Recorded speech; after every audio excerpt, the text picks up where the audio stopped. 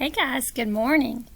All right, we have finished our first story and we are ready to start our second ones and our second skills and lessons that we will learn in reading. So this week we are going to be reading a story called Help, a Story of Friendship, and we're also going to be reading another story called Why Mosquitoes Buzz in People's Ears. And both of these stories, both of these stories are about friendship. Last week, both of our stories kind of had people of different cultures. Well, this week, the stories are going to be about friends and what good friends do. We know that good friends share with each other and they play nicely. One thing we definitely need to work on as being friends is we have to remember that we can't always do what we want to do. Sometimes we have to do what the other person wants to do too. That's what being a good friend is. If your friend wants to play blocks and you want to go swing, you're going to have to find a way that you both can be happy. Because if you just try to be bossy all the time, your friend's not going to want to be your friend very long. Oh, another thing that friends do, they help each other. See, she's helping him walk across. That's definitely what friends do. Another thing good friends do, they care for each other.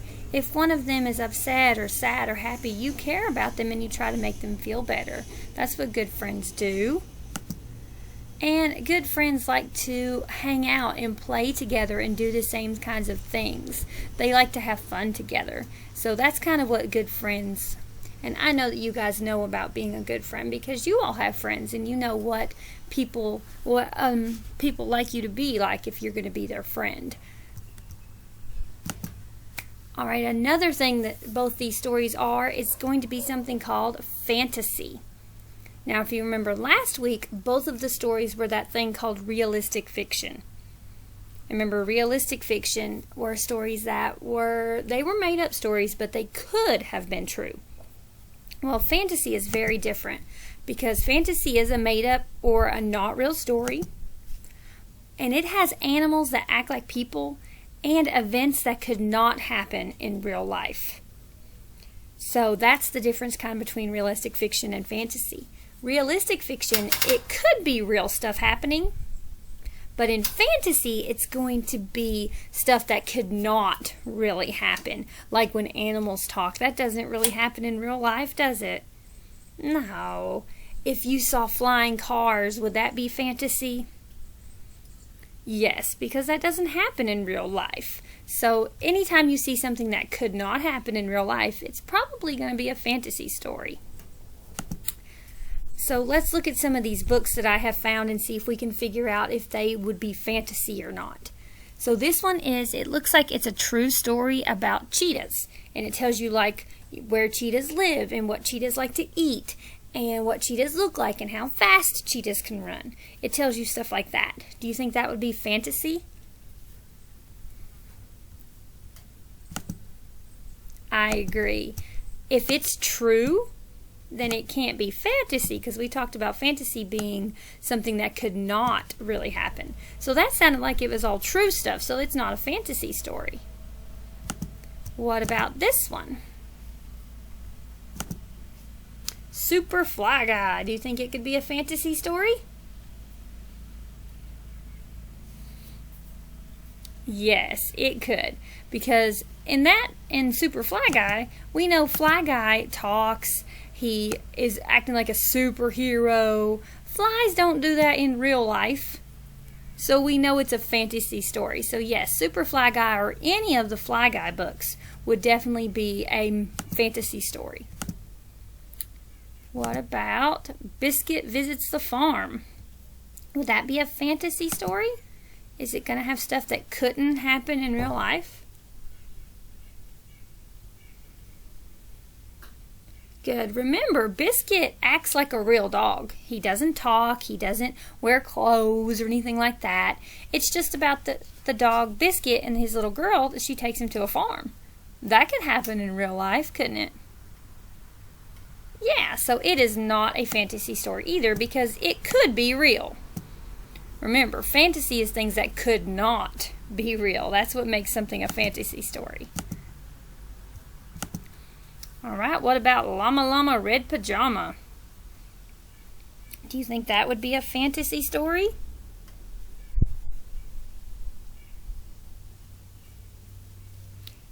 I think you're right, yes, because Llama Llama is wearing clothes, he talks, and he acts like a person. Llamas don't do that in real life, so Llama Llama Red Pajama is a fantasy story. Very good. Alright, we have one more. The Three Pigs. Now, you may have never read this book. It is a good book, though. But it's kind of like the Three Little Pigs, and I know you know that story, but, you know, the pigs in this story, they talk, they wear clothes, they act like people. In this story, they even fly around on a paper airplane. Does that sound like it could be real? No. So, The Three Pigs is also a fantasy story because it could not be real. So good. That's what makes something a fantasy story, if it's something that couldn't happen in real life. And you guys found 3 of those fantasy stories. Alright, it is time that we're going to get to listen to our story. Let me get into the book real quick. There we go. Alright, let me end that and get into our book. Oops, wrong button. There we go. And like I said, our new story is called Help, A Story of Friendship, and it's written by Holly Keller.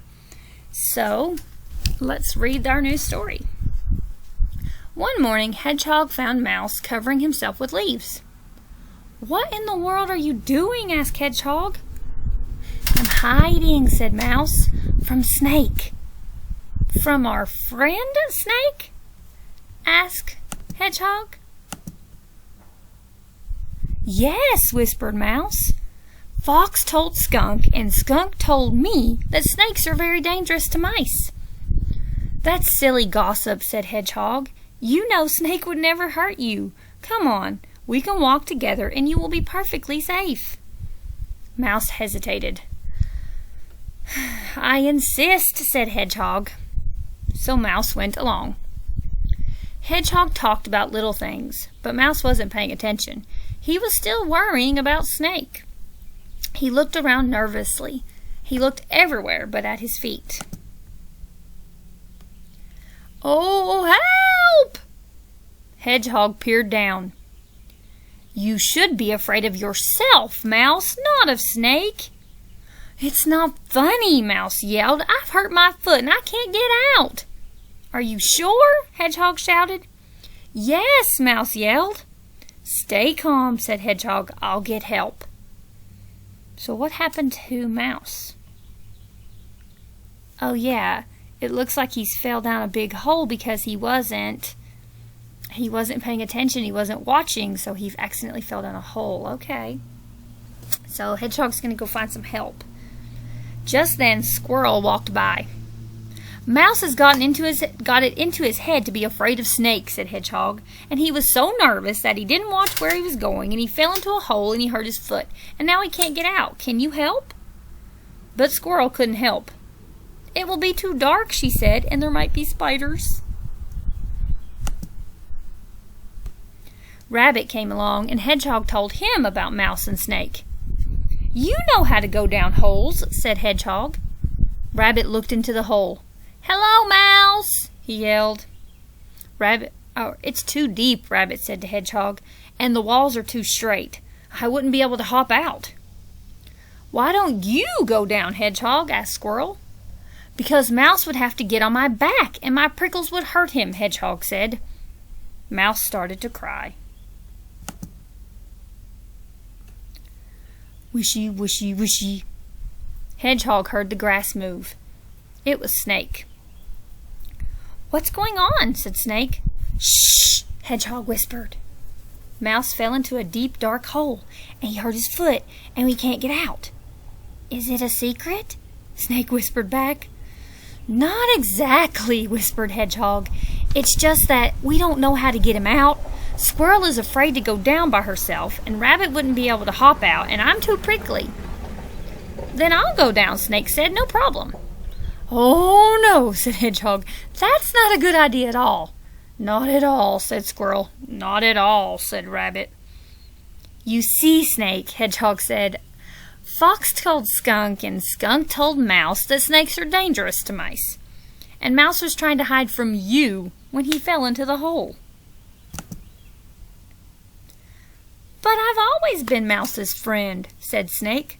"Of course you have," said Hedgehog. "So I'm going to rescue Mouse anyway," said Snake. "How will you do it without scaring Mouse?" asked Hedgehog. "Someone get a stick," said Snake. Squirrel did it. "Now tie my tail around it," said Snake. Rabbit did it. "Now make sure the knot is tight." Hedgehog did it. "Now watch."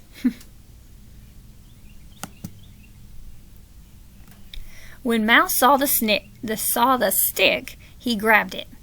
Snake began to climb the tree, and slowly Mouse came up. Mouse saw Snake and gasped. And then he saw the stick still tied to Snake's tail. "Snake saved you," said Hedgehog. "He did," said Squirrel. "He rescued you," said Rabbit. "Because I would never hurt you," Snake said. Mouse turned a deep shade of pink. "I am very sorry," he said. Snake, Squirrel, Hedgehog, and Rabbit helped Mouse hobble home. They bandaged Mouse's foot, and he lay down to rest. Several mornings later, Hedgehog was taking his walk, and along came Mouse. He was holding a bouquet of flowers. "Where are you going?" asked Hedgehog. "I'm going to say thank you to Snake," said Mouse, "and to give him some flowers that I picked." And Snake was very pleased to have them. The end. Did you guys see why that story is a fantasy story?